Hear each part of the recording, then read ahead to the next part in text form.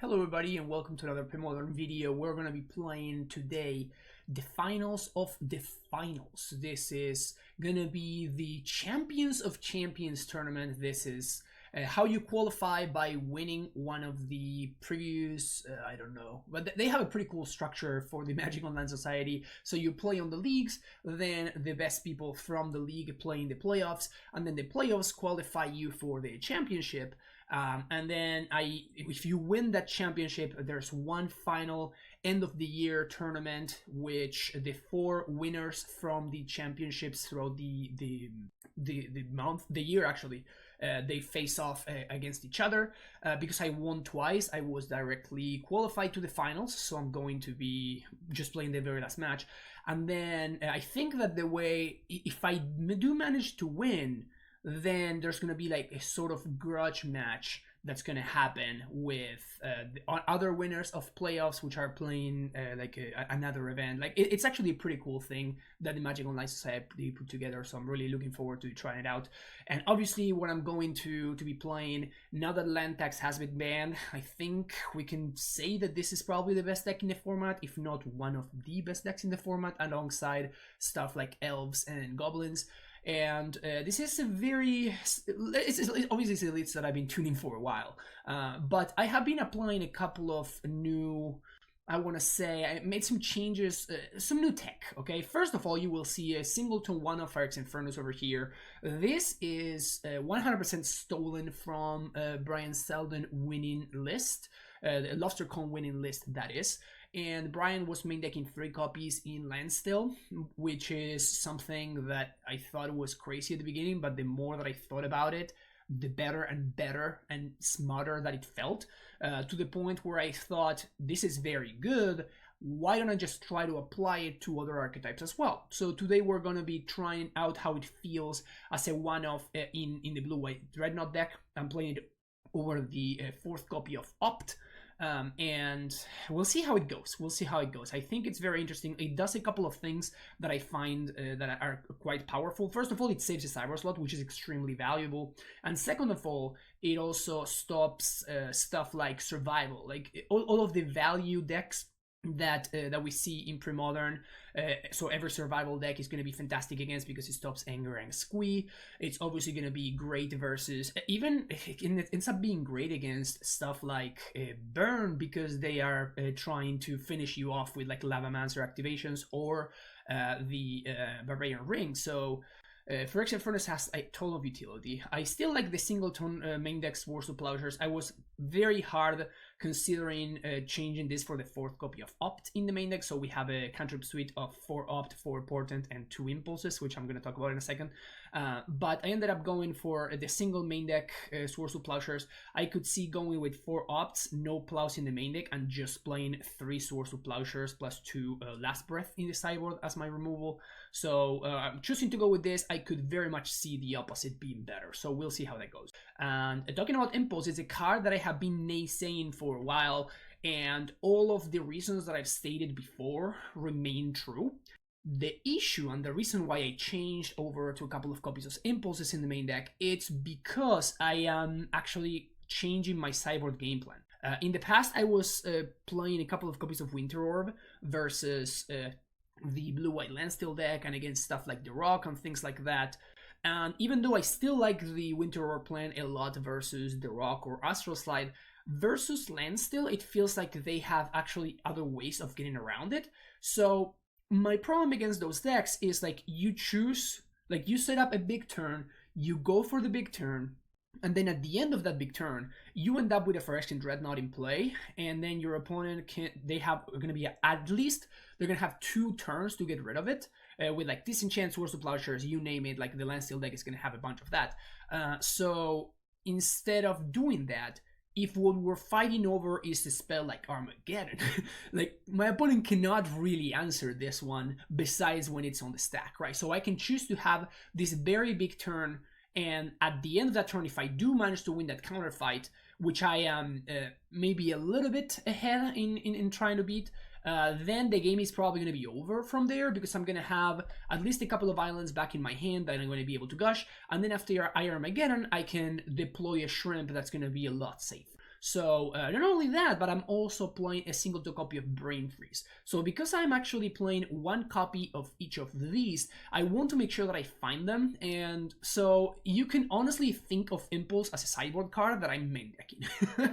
Like, this is not in the abstract. In the abstract, I think that 1-mana cantrips in this deck are much better than 2-mana cantrips, but this is a concession to trying out this sideboard strategy. And I think that because it is so important to make sure that I put this specific strategy in place because of the Landstill matchup, I think that it's worth going into that cost. Like, it's worth incurring into that cost in order to make sure that I can enable this and I can set this up a little bit more reliable. Besides that, there's nothing really new in my deck list. If you've been following my content, you kind of know exactly what I'm up to, so no surprises there. What we're gonna be seeing is whether I can manage to win this one match versus Andrasin. It's gonna be a good one. No idea what Andrasin is on, so hopefully my list is well set up against whatever they're trying. So looking forward to see how it goes, and I'll see you for the final match. All right, here we go. This seems like a fine hand. Let's keep this. It's nice and well-rounded. It's got some stuff going on. Flooded Strain. So, gonna go ahead and lead on this island. That island is not what I would have liked to see there. My opponent already ahead with the proper Flooded Strand art. Okay, so my opponent's on Landstill. Let's go with Opt here on end step. Gonna bottom the Darker Wastes, find another Meddling Mage. That's actually pretty nice. So now I can just slam this Meddling Mage, and if my opponent Mana Leaks it, it's just fine. So here's a Meddling Mage. Oh, they need to Mana Leak right now. I'm not gonna fight over this though. So we're gonna name Swords to Plowshares, and we are chilling. Obviously this factory is gonna be pretty good against my Meddling Mage. Opponent Impulses on my end step. Tapped Coastal Tower. Okay. So I think I'm just gonna play Meddling Mage and I'm gonna name Wrath of... My opponent did not have the Mana Leak last turn, right? Looks like they did right here. Okay. I'm gonna say no, that's fine. Like, we can use the foil in the future if we want to. So we get in there for 2. So if we find the Shrimp, we're gonna be in really good shape. Really good shape. Opponent taps out for a stand. I think that's fine. There's a Phyrexian Furnace. I think I'm just gonna pass the turn here. Obviously I can't attack into the factory, but my goal... Okay, so my opponent is missing land drops. That's huge. So I am not, which is great. So I'm playing out my lands even though I have the foil in hand, because I don't really expect to... Like, I'd much rather make sure that I hit land drops than you know, 3-for-1 myself with this foil. There's a Dreadnought, but I think I want to get into a situation where my opponent's going to discard. I could use this Vision Charm to crack on my opponent's end step, which could be interesting. But it's a protection spell, so I'm just gonna hope that I find something like... I guess I could actually take this spot. So what I can do is I can Portent here. My opponent cracks Landstill. They're gonna go up to 9 cards, then up to 10 with their draw step. So they're gonna be discarding a couple. I'm pretty sure they're gonna hit their land drop. But what I can do from there is I can play Furnace, so I can draw 2 cards from my opponent's end step, and then I can untap next turn with 10 cards in hand. So I think that this is a good spot to do. Obviously, I really doubt that my opponent's gonna, you know, counter my Portent here. We have Counterspell, Foil, and another Island. The redundant foil doesn't help me too much, but the land and the counterspell means that I can have double counterspell up to protect this Dreadnought, which I kind of like. So next turn, if this is my hand, do I like my chances? That is the question that I want to ask. I think I kind of do, actually. Like, I really wish I had found a Gush. Like, Gush is far and away the best card that I can hope to find here. But the fact that there's both Island and counterspell means that I think that this is good enough to keep. The redundant foil is basically a black, but I'm gonna go top, no shuffle, play Phyrexian Furnace. And I could cycle now to hit the land drop, but that to do that, so I'm just gonna pass the turn back. My opponent can FOF here, which I probably just let resolve. Yeah, I'm just gonna do factory versus all of the other lands, I think. Actually, I can do blue lands versus white lands. I think so. So if I do blue lands versus white, then my opponent's gonna keep the white, the one that has a factory, which makes the counter battle easier to fight. I I think this is fine. And then I can just counter, I need to counterspell the, like the factory doesn't matter if I'm going for a Dreadnought, right? And my opponent's gonna go to discard regardless here. Yeah, so they're gonna have like a bunch of lands, but they're just gonna be discarded anyway, so it doesn't really matter. We do have counterspell in case we need to fight over something. Huh, so my opponent plays a Standstill. I can counterspell this. Man, if I could hardcast this foil, I would be all over that. Does this matter? So I think I'm gonna draw. I'm just gonna crack this Furnace now so I can just get that out of the way.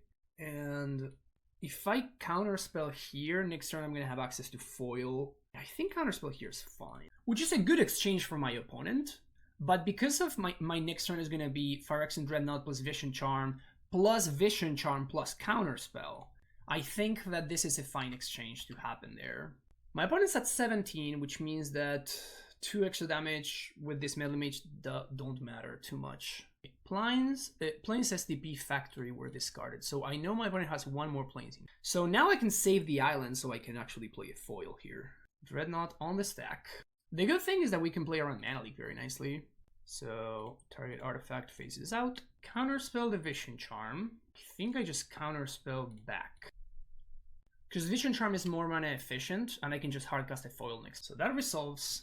We face out, and now we just pass the turn. And now next turn I'm gonna have access to Vision Charm plus double foil. Yeah, opponent impulses on my end step. I don't think I attack with Melee Mage. With my opponent discarding 1 Source of Plowshares, I suspect there's at least 1 more of those in my opponent's hand. Wrath doesn't really do anything. Like, Wrath just trades 1 for 1 with the Melee Mage. It unlocks the Source to Plowshares for sure, but I can just fight over that next turn. So Wrath in this turn doesn't make any sense from my opponent's side. They play out the Plains that we knew about, and they have 6 cards in hand. We untap, and we go to combat. Here's 12 damage. Impulse resolves. Melee Mage obviously doing ridiculous amount of work right now. And I'm not gonna play the island here because we have access to both hardcast foil plus actual foil, so it's pretty nice. This FOF doesn't really matter. So I guess it's gonna be, if my opponent rats 1, 2, 3, 4. I don't care about the FOF, don't care about the Source to Plowshares, don't care about the Plains, so it's basically Prohibit versus Counterspell.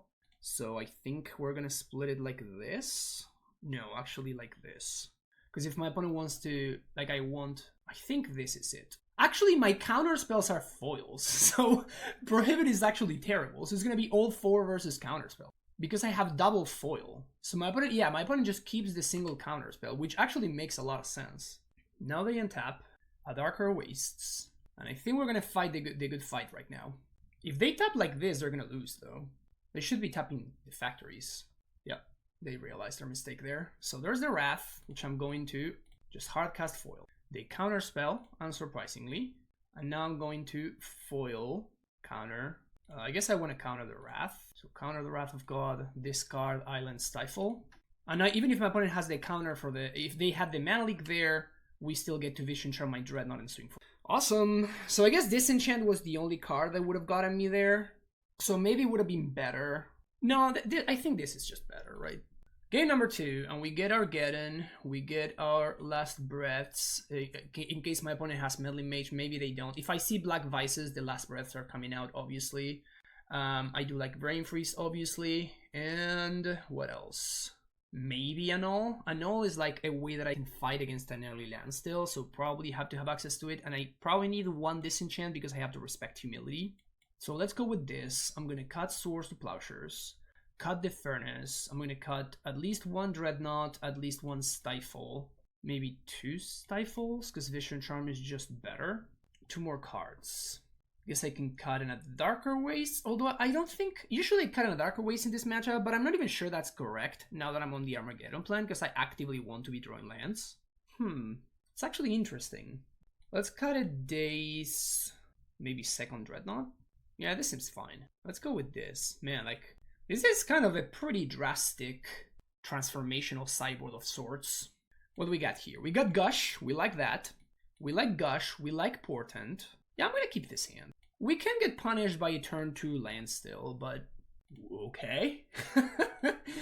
So we know what we're playing towards. That's good, that's good. Okay, so this is great. So gonna say okay here. We're gonna go Gush, stifle, foil, no shuffle. Pass the turn. Double gush seems fantastic here. We draw the foil. If my opponent has a Landstill, do we even fight over it? I don't think so. So we drew the stifle. Do I want to draw the second gush? I think so. Yeah, I think so. This means that I have like free reign over using the first gush for like whatever I want, which is fine. Impulse is but like the second gush just makes this foil so much better. And I'm not gonna opt on the end step because I can just draw Brain Freeze or something. I kind of did want to make room for an extra copy of Brain Freeze. That was like the cyber card that I really wish I had enough room for. So now we're gonna play the Flooded Strand, say go. If they tap out for something silly, do I get in? I don't think so. I think I would like to have at least one Meddling Mage on board. I think it will be a Meddling Mage naming Swords to Plowshares. Second Flooded Strand. That's actually a Flooded Strand that I'm probably gonna stifle. Another land. Kind of like hitting land drops, but I think I really need to find a Meddling Mage. There we go. So if I fight over this, it's gonna be with one foil, but I'm also not letting my opponent foff, which I'm kind of interested in doing. Also, I get to stifle something, so this seems good to me. Prohibit. So I think I'm gonna gush into foil. Oh, just drew a counter spell. It's pretty good. The problem is if I think I'm gonna foil anyway. So counter the prohibit, pitching Last Breath. The reason being that I have enough lands and I want to stifle this land. Oh, my opponent didn't. Okay. So I guess we're just gonna pass the turn here. I mean, that seems like something that my opponent would have wanted to fight over though. Definitely stifling this. It forces my opponent to overextend a little bit more into this Armageddon. Factory, brutal. Am I willing to trade this mage for the factory? I think I may be. Maybe not this turn. This can counter Foff. Yeah, I think I'm actually willing to. I'm only doing this because my opponent can't pump this turn. So this seems like a free 2 points of damage. If my opponent wants to trade for the Meddling Mage and Swords to Plowshares, that's also fine with me. I'm not going to Portent here, however. Portent means that I don't have access to Counterspell, which I think matters. I am going to Portent now. Another Counterspell, more lands. This Flooded Strand doesn't find the plains, so I don't think I want this. I mean, I can just draw the Counterspell and just... Yeah, I think I actually like this. So look at the cards. We're going to go top, top, top, say no, and pass the turn back. So we're going to draw the Counterspell, and then I get to shuffle the redundant island away. But I do like to draw one more land. If the opponent cycles Decree, just fine. 2 1/1s is not terrible, but it's also not particularly threatening. I have a 2-2. 2-2 beats 1/1s. If anything, that's a bit of a show of weakness on my opponent's side. Play Flooded Strand, say go. You have access to double Counterspell now. Another Wasteland. I never liked Wasteland in Landstill personally. Not a big fan. Daze is pretty decent here. Like he's gonna make this Armageddon that much better. It's gonna save 3 lands for me. So if I have a foil, I think I go for it. Okay. No blocks. Let's see if my opponent pumps. They don't. So now we're up to 7. Oh, that's good. That allows me to pick a fight on my opponent's next turn, which is nice. Oh, this is even better actually. Because I get to, if they attack, I get to block. My opponent pumps with the other factory, I disenchant. And I just stop them out super low. Okay, now I don't need to do that. Kinda don't want to disenchant now. I really would like to draw a land, oddly enough. So let's untap. So let's lead on Gush. Interesting. And now I think I'm gonna play my first land, which is a little bit awkward because but I think I need to win this fight. And I'm gonna need a Counterspell to do that. So this is 4 to Armageddon. Obviously my opponent's gonna fight over this. Would like to daze that. They pay, which is cool. I'm just dazing there to save my land. And then I get to Counterspell the Counterspell. 1, 2, 3, 4, 5, 6, 7, 8. Get on resolves. And now I'm gonna, I guess, discard this disenchant. I imagine we're gonna play this game for a little bit, but I have Portent and my opponent does not. Perfect. Perfect. Everything's coming up Millhouse. So impulse, land, land, say no, Pass the turn. One island, doesn't really do anything. The land, pass the turn back. Alright, it's pretty good.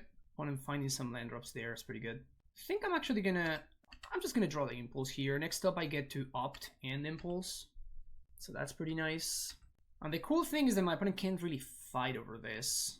Like even though they're going to discard, I get to cantrip freely. I'm gonna bottom the mage because we don't have a white source. And now we're looking for a dreadnought to just end the game. I guess I'll take a wastes at this point in the game. Flooded Strand, turn. I do wonder if I need a second plains in the sideboard.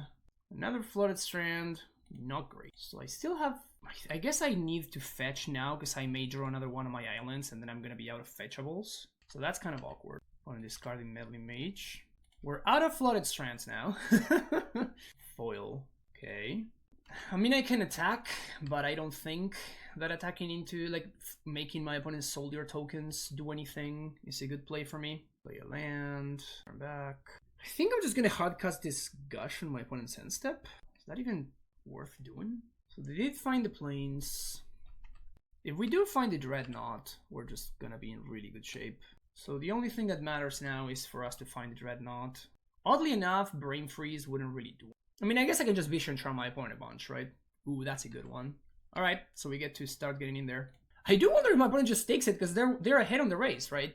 I've fetched a lot more than they have. It's a lot better for me to pay like this. Obviously, they're going to fight over this, or not. I'm surprised that my opponent discarded Standstill last turn. I guess they just never want to have out. Eventually, this Meddling Mage is going to force them to. Portent. Great. It's a Dreadnought and a Mage? This deck is so good, man. So top, top, top. Very much no shuffle. And here's Picula getting in there. Serenity. Yeah, this is fine. My opponent's probably going to impulse into a land, but I don't think I care about that. We have so much protection. Here comes Dreadnought. Hey, sup shrimp. Flooded Strand. Oh no, we don't have the Stifle. So unlucky. Untap. I guess I swing first. Get in there. Good job, Chris. Good job, Chris. I guess I'm gonna play Meddling Mage first on Annul. Because Annul is only 1 mana. And Annul would make my days actually a little bit awkward. So I think that the thing to name here is gonna be... My opponent's gonna be forced into finding a blue source. Don't care about Wrath of God. So if they want to win this counter award with Mana Leak or whatever, yeah, they need to fight over this. Which is very, very good for me. So I think we just say Annul here. Obviously this turn I get meant for Disenchant, but I think that Annul is the better thing. And now, I guess Mana Leak. Maybe Mana Leak would have been better. But Mana Leak I can daze, so it's fine. Shrimp face out. Disenchant. Gush. And I think I just... If I daze, I'm gonna go to this card, so I'm just gonna face out again. I did find a Darker Wastes. Humility. I would just foil, pitching island, and I guess another island. And that's it. Well, the sideboard tech worked exactly as planned. Exactly as planned. This match looked incredible. Wow. The Armageddon tech gets the thumbs up. It gets the thumbs up from me. Alright, we got there. We're champions. Let's go. Well, that felt particularly great. You love to see it when you imagine a matchup working out in a certain way and like your cards lining up in such a way and then everything happens exactly as you planned. It feels very rewarding. and I am very, very ecstatic right now that everything worked exactly how we figured it out. So the Armageddon attack looked very, very strong. The only thing that I think I will need to adapt is that I think that maybe dazes. Once I am choosing to go for the Armageddon tech, then all of a sudden like foil and daze they get much more important than they would normally be, because these are the free counter spells that I get to use on my Armageddon turn. Because like actual counter spell forces me to have a bunch of lands in play, as it actually happened like so in the match that we just played. So obviously counter spell is better, but I do wonder if there's an argument for you know, in one of my turns before the Armageddon, I had the choice of either like foiling or counterspelling, I think, and I chose to go with foil. And then on my Armageddon turn, I was like, I really wish I had access to a foil right about now. So because of that, I do think that maybe I need to sort of reassess the order of importance that different counterspells will have, and I will need to adapt accordingly. But obviously, you know, deck felt great. I loved it, and yeah, I think it's quite good. I don't know if it's gonna be straight up the best deck in the format and now that Land Tax is banned, but I do think that it's very much in the short list.